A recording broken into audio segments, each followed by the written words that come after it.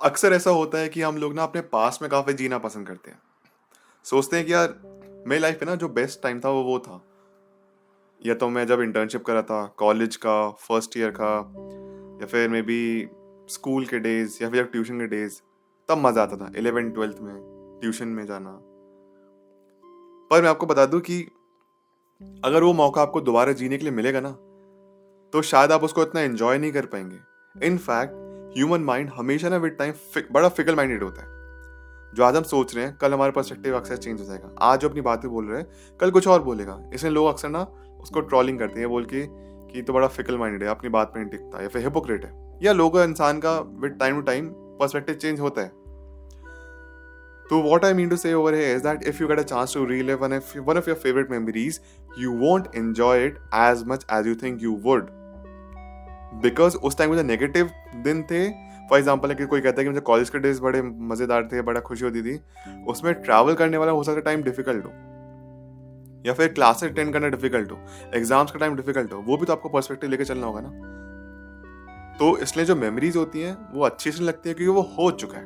In fact अगर किसी का आज का जो फेज है लाइफ का बुरा है, may be in the future वो इसी फेज को याद करके कहेगा कि यार वो दिन भले ही टफ थे लेकिन ईजी थे, सिंपल डेज। हमेशा ऐसा होता है। और फिर जब अपने लाइफ के लास्ट लम्हों में होते हैं तब तो आप डेफिनेटली कहेंगे कि मैंने एक बहुत अच्छी लाइफ जी है, फिर मेरी लाइफ ऐसी थी या वैसी थी। तो नो मैटर व्हाट, अगर आप कहते हैं कि अब मुझे पास में जाना है, हो सकता है डेफिनेटली कुछ ना कुछ दिन होंगे जो कि काफ़ी अच्छे होंगे, काफ़ी सुनहरे होंगे, उनको जीने आपको मज़ा भी आएगा, लेकिन ओवरऑल इतना फन नहीं होगा। लेकिन इमेजिन करिए कि अगर आपके पास कहीं से कोई सुपर पावर्स आ जाती हैं जहाँ पे आप एक्चुअली टाइम को कंट्रोल कर सकते हैं, टाइम को रोक सकते हैं, रिवाइंड कर सकते हैं, फ्यूचर में जा सकते हैं, तो क्या होगा? सुन के बड़ा फैसिनेटिंग लगता है कि मैं टाइम को रोक दिया या टाइम में पीछे चला गया, फ्यूचर देख लिया मेरे साथ क्या होने वाला है, स्टॉक मार्केट में देख लिया क्या होने वाला है, मैं तो बिलियनर बन जाऊंगा, मैं तो इलॉन मस्क को पीछे कर दूंगा, जेफ बेजोस को पीछे कर दूंगा, सबको पीछे कर दूंगा। ये थॉट आएगा, है ना।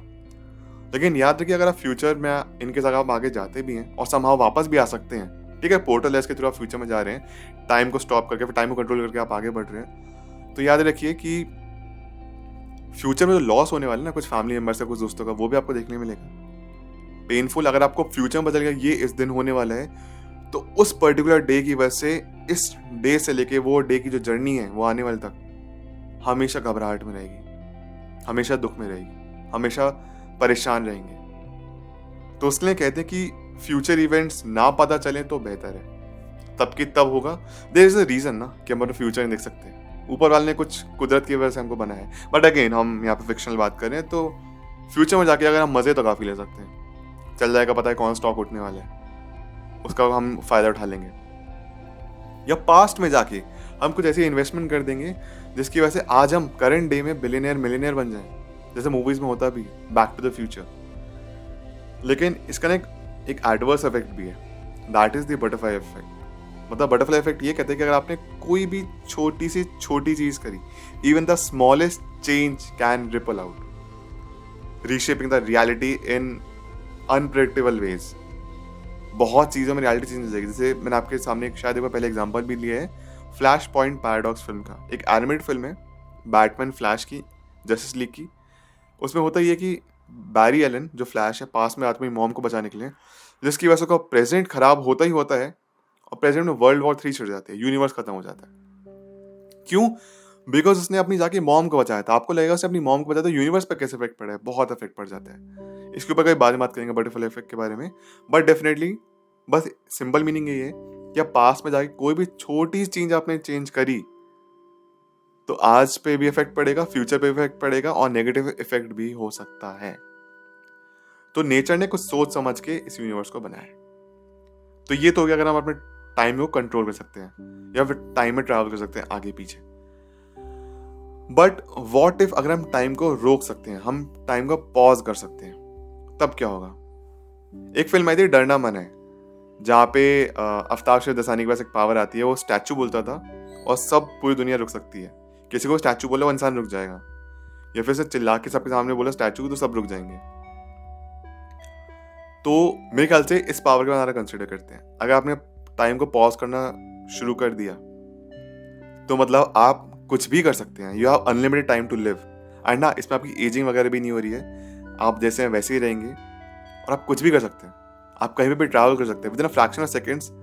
आप यहाँ से लेकर कहीं और पहुंच गए, दूसरों के लिए लगेगा आपने टाइम ट्रैवल कर लिया, या फिर आपके पास सुपर स्पीड आ गई है। फॉर एग्जाम्पल, अगर आप मैराथन दौड़ना शुरू करते हैं, मैराथन है 10 किलोमीटर की, आपने टाइम यहाँ पे भागना शुरू किया, टाइम को पॉज कर दिया, सब लोग रुक गए, आप पॉज करके आप आगे पहुंच गए, सडनली इतना आगे पहुंच गए, सब लोग तो इतने कितने सुपर स्पीड से पहुंचा आगे इंसान, आपको भले ही वॉक करते हुए थक गए हो, लेकिन बाकी के मुकाबले तो आप आगे ही पहुंच गए ना। तो टाइम पॉज में भी बड़ा मजा है। जैसे एक शो आता है, मुझे शो का नाम याद नहीं है, उसमें एक टीनेज लड़का होता है जो कि टाइम पॉज कर लेता है और सडनली ना उसका एग्जाम्स में नंबर कम आ रहे होते हैं, तो बाकी सबको चीटिंग करके वो फुल नंबर लेके आ जाता है टाइम को पॉज करके। तो देखिए, फिक्शनल चीज़ों में तो हम बहुत कुछ डिस्कस कर सकते हैं, अनप्रेडिक्टेबल वेज निकल सकते हैं, बहुत सारे पॉसिबिलिटीज आर एंडलेस।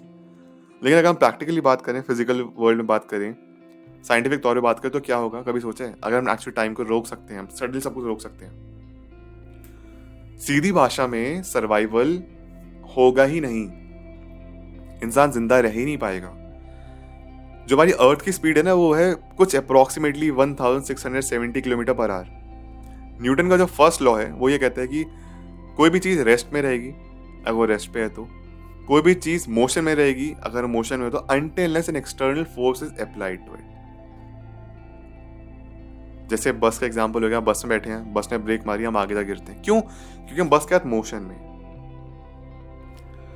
सिमिलरली अर्थ एक मोशन में, हम अर्थ के साथ घूम रहे हैं, है ना, अर्थ स्पिन कर रही है, अपने एक्सिस पे भी कर रही है और सन के अराउंड भी घूम रही है, तो अर्थ के साथ हम उस रिलेटिविटी में, हम उसके साथ हैं। सडनली अगर अर्थ रुक गई ना, एक सेकंड, माइक्रो सेकंड के लिए भी रुक गई, पता है क्या होगा? 1670 किलोमीटर पर आवर की स्पीड से हम उड़ के गिरेंगे, जाके दीवार पे फट जाएगा सर, खत्म हो जाएंगे। जस्ट एक सेकंड के लिए अर्थ रुकी, सब खत्म, सुनामी आ जाएगी एकदम से, क्योंकि पानी भी घूम रहा है। सडनली अर्थ रुकी, जितना भी पानी था एकदम से मोशन हुआ और पानी आके लोगों पे गिरेगा, ग्रेविटेशनल फोर्स खराब हो जाएगा, मैग्नेटिक जो पावर अर्थ की वो खत्म हो जाएंगे, एक जगह दिन रहेगा, एक जगह रात रहेगी, क्योंकि अर्थ रुक चुकी है, ऑक्सीजन खत्म हो जाएगी। और सबसे कमाल की बात यह है कि हम सोचते हैं कि ये टाइम रुक सकता है तो कितना मजा होगा, सब कुछ देख सकते, लेकिन अगर टाइम रुक गया ना, अगर हम टाइम को रोक लिया किसी भी तरीके से, तो आपको कुछ दिखेगा ही नहीं। क्यों? क्योंकि आप लोगों ने पढ़ा होगा कि जो लाइट होती है उसका स्मॉलेस्ट पैकेट होता है, उसका स्मॉलेस्ट पार्टिकल, उसका फोटोन बोलते हैं। और लाइट हमको कैसे दिखती है? जब फोटोन, जो लाइट की जो किरणें होती है, छोटी छोटी किरणें किसी चीज़ पे गिरती हैं तो रिफ्लेक्ट करती है हमारी आंखों पे, और जो फोटोन के पार्टिकल जो होता है हवा में रुक गए, स्टेबल हो गए, आगे नहीं मूव कर रहे हैं, कहीं पे कुछ गिर नहीं रहा है, तो पिच डार्क, लाइट ही नहीं ट्रैवल कर रही है, सन की किरणें ही नहीं आ रही, तो क्या देखेंगे आप? सब कुछ एकदम पॉज हो जाएगा, सब कुछ रुक जाएगा, ऑक्सीजन नहीं होगी, सब कुछ। और डेथ तो ऑफकोर्स सबसे पहली चीज होगी, ये मोशन के ज्यादा पीछे आगे गिरेंगे, जो बिल्डिंग्स है वो कोलैप्स कर जाएंगी विद इन अ सेकेंड।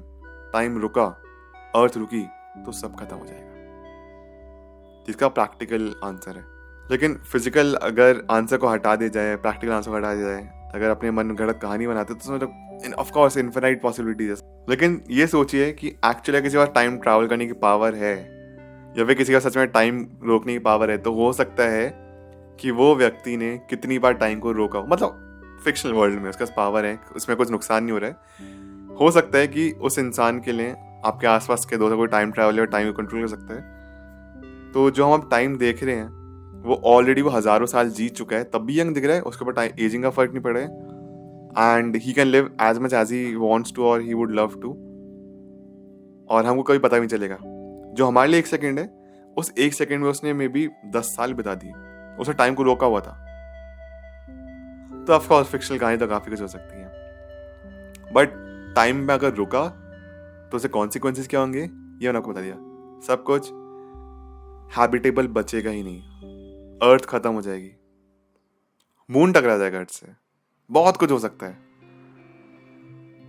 तो गाइस, ये थी आज की वीडियो। मेरा नाम है विनीत भारद्वाज। मैं उम्मीद करता हूँ कि आपको सवाल का जवाब मिल गया कि अगर टाइम रुक सकता, कंट्रोल कर सकते तो क्या होता। आप चाहें तो मेरे साथ इंस्टाग्राम पे जुड़ सकते हैं, लिंक आपको डिस्क्रिप्शन बॉक्स में मिल जाएगी, मेरा यूजर नेम लिखा हुआ है। थैंक यू सो मच, अपना ख्याल रखिए, बाय।